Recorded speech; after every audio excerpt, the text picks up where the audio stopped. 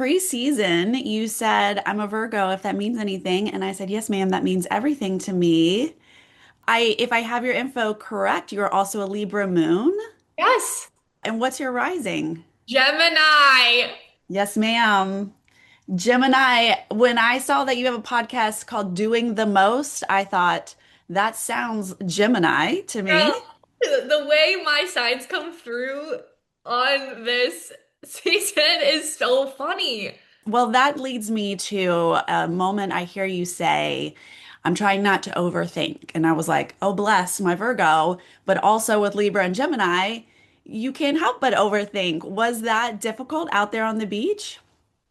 I feel for me, the way the Virgo kind of comes through is more very like intentional planning. Like Mm, when Sage says Shannon loves to be the leader, right? Because I'm also the oldest, only daughter, and very like extroverted and have just so much passion behind who I am.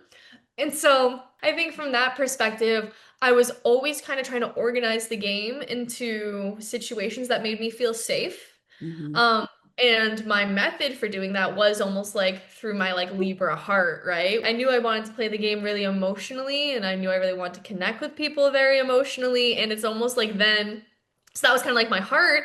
And then you have like the Gemini rising, which can be like, can connect with different people about different things, right? And so when you look at it from that lens, which is one lens, it can be really fun to see how that kind of manifested in the game. absolutely. And what's it like spending your first 10 weekdays, weekish, just winning and not going to tribal? It's great because you're not going to tribal, but I got to a point where I actually wanted to go to tribal to prove my trust with people, you know? And that was something I didn't really have the opportunity to do, where it was like I would form these amazing bonds that then did lead to alliances, but it was hard not to have the opportunity to show it. That being said, I I felt really good with my core four from Hmm. Uli. So I knew that even if we didn't go to a tribal, I was just hoping to kind of get back with them. Hmm. And that things would work out from there. But it's kind of a double-edged sword because you're not going, but you're also not getting certain experience and you're not proving certain trust people. Plus, as a tribe, you become more of a threat as well. So was that core original four who you truly felt connected to, and like if you had made merge, that's who you wanted to move forward with? I felt truly connected to like everybody. So like it was getting confusing for me, and I think that was what was so hard about my situation. It was that I constantly had to adapt to different tribes and different people, and I did connect. Like I could have seen myself working with like the majority of them. Like I really could have. For me, it was just more about like when am I going to have when am I going to get the opportunity to see who proves that trust to me. Um, Hmm. and so for me, if I were to make it to merge, I definitely want to reconnect with that Uli 4 for sure. But I also wanted to kind of integrate the relationships that I had made in the tribe swaps prior to being at Uli as well. So I was doing my best to maintain a relationship with Steven and with Christina and with Alex, which is why the Juwan vote made more sense for me, even though it was probably more risky. For me, I felt like that was the best play to make. And when it came to my gameplay, I knew I wanted to play with my heart and my emotions. I knew I really wanted to connect with people, but I also wanted to play hard and I wanted to give it my Hmm. all. And I feel like that's what we saw happen. Yeah, absolutely. And we saw you leading meditations, but I was wondering if you were able to find any stillness on your own and do your own personal meditations. Yeah, that's such a great question. I was journaling a couple days ago and just reflecting on the game, and I recognized that guiding the meditations, which everyone always asked me to do, you know, and I don't know if that was to maybe like paint a certain target on my back or because some people genuinely wanted it, but it kind of just became this like routine of like, oh, Shannon, like, can you guide a meditation? And some days it was like, I feel like I need a meditation. So like I was almost guiding it for myself, but also for others. And my goal with the meditations was that playing the game is really hard and it's really stressful. Like it's a very real experience on your mental, on your physical, and on your spiritual, where you're not eating, you're sleeping outside, and then the conversations and where your mindset goes is to such a place of paranoia and fear and stress. It's very intense. And so my goal was to just bring in some love and bring in some light to the experience. And in terms of me finding some space to myself, there's this like med box area. It's called like it has like a special name for it when you're going to it.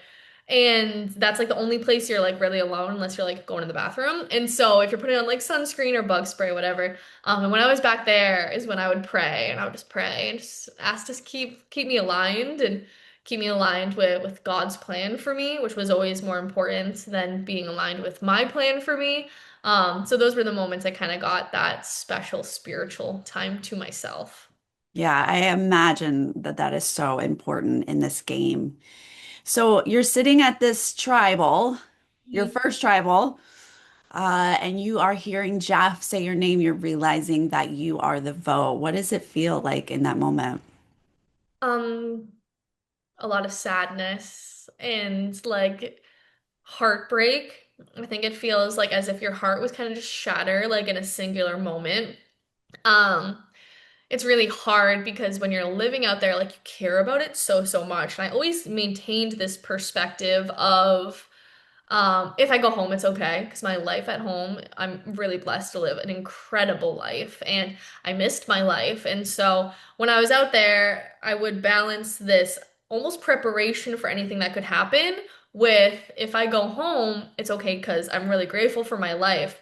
But that being said, sitting there, and being blindsided from a game level, it's really hard because you love the game and you want to stay in it. And then from a personal level, it's hard because you love and trusted these people. So it's heartbreaking. And what the process became for me in that moment was to process what was happening but stay grounded enough so that I could respond with grace and with love to the best of my ability instead. Because if I reacted based off of how I was feeling, like I probably would have cried or something, or been like upset. And just maintaining a certain level of presence through those moments was really important for me. And I'm really grateful that I was able to handle the situation the way that I did.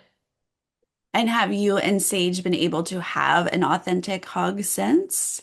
Yeah, yeah. Me and Sage have had a lot of authentic conversations. We've talked a lot. We've processed a lot together. Something I love about Sage is her appreciation for real conversations. And she's not afraid of it. And I think both of us really appreciate each other's ability to hear each other. And I actually think because of just the process we've gone through since the game ended, like we've gotten really close. We've gotten really close from the entire experience. And so Sage and I, after our first or second conversation, she was like, I just want you to know, like, I'm really excited to give you a hug. And we did get to have that hug in Boston like about a month ago. And that was really special. So I love Sage and I only have great things to say about who she is. That's good to hear. So I have to imagine it is so different watching the show and actually playing the game. What did you find to be the biggest difference? The biggest difference, I would say, is just, for example, the portion that you see on TV of us before going to tribal, it's like 15 minutes of the show. That's like 6, 7 hours of our day. And so the thing that's so different is that living it is such a different experience than watching it, obviously, but it's hard to really understand what it's like to play the game of Survivor until you play the game of Survivor. And it's a very unique, exciting, intense experience. It's Was it's it's more than I ever imagined it being. It's been like one of the most life-changing experiences I've ever had. is there anything that didn't make the edit that you wish we could have seen?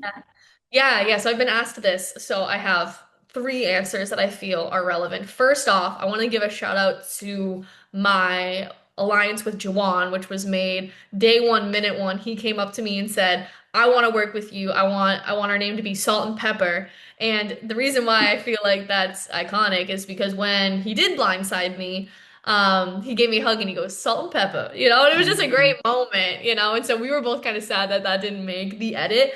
I obviously felt like I couldn't trust him early on, so that alliance didn't continue, unfortunately. So that's one thing. Two is that that alliance I was trying to make with the 222 from the three different tribes, that group did come together, minus the people who weren't there, obviously. Me, Steven, Christina, and Alex came together and we formed the Family Alliance. And so part of the reason why I voted out Jawan or wanted to vote out Jawan was because I wanted to maintain my potential with those people. And then the third thing that I just think is relevant to my storyline, part of the reason why I was so blindsided by Sage was because although I did throw her name out and I knew it could have gotten back to her, me and her did have a conversation of let's say what we need to say to get through this.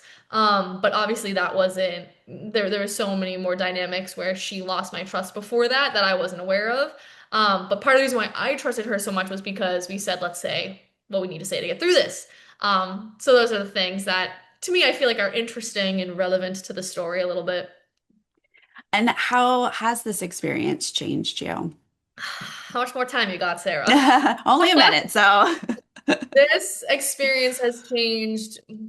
It's changed me at a fundamental level and something that I feel I can say to you because I sense there's just a little bit more spiritual perspective in who you are is that the version of me that went out there, she was in a spiritual phase, which is just a huge part of your human experience, depending on how deep in it you are. Where I was searching for a lot of I was searching everywhere. I was into Hinduism, spirituality, tarot cards, hippie, yoga, everything, plant medicines. I was all over the map, and coming back from the show actually led me to Jesus and the Bible. So I almost feel like Survivor has served me in my spiritual evolution where I was kind of like almost an atheist in high school. I was really unhappy. And then I found spirituality and that expanded my mind so much. And then my spirituality led me to Christ and to the Bible. And integrating that into my life has been one of the greatest things to ever happen to me. So for me, this journey has been so much more than a game. I knew I was signing up for it for something deeper than winning $1 million in alliances. And so it's been so much to work with from the physical elements to the stress to the blind side to the online hate. It's been so much good stuff for me to work with from like a personal development perspective that has been just incredibly expansive, like incredibly expansive. Well, I send you so much love on your continued journey. It Thank was you. wonderful to watch you, and I appreciate your time today. Thank you, Sarah. It was great talking with you.